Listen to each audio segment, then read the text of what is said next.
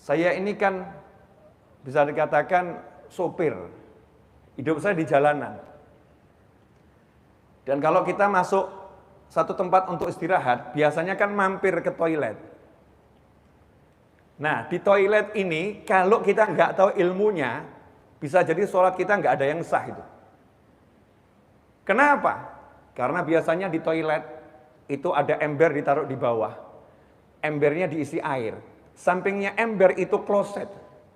Coba bayangkan, apa ada orang kemudian buang air seni di kloset, airnya nggak ciprat ke ember. Udah jelas embernya kecil di bawah, di samping kloset. Kemudian setelah itu kita bersuci pakai air itu. Masya Allah, namanya kita bisa menebar najis demi najis.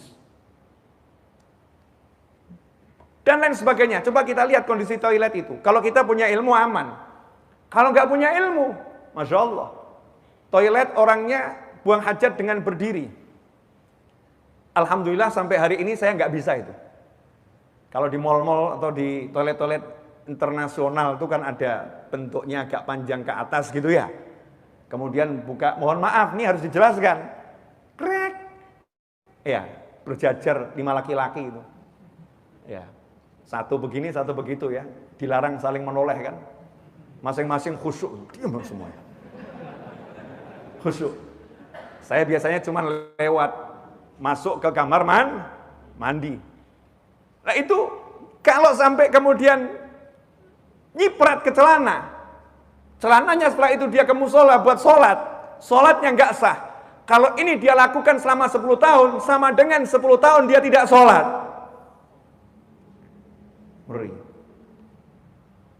Makanya ilmu tentang memahami najis ini penting. Seringkali orang belajar ke langit, muka syafah, saya bisa kasyaf, lihat jin, lihat malaikat, tapi najis nggak paham. Itu bukan lihat malaikat itu, ditipu setan matanya. Matanya ditipu sama setan, nggak paham najis.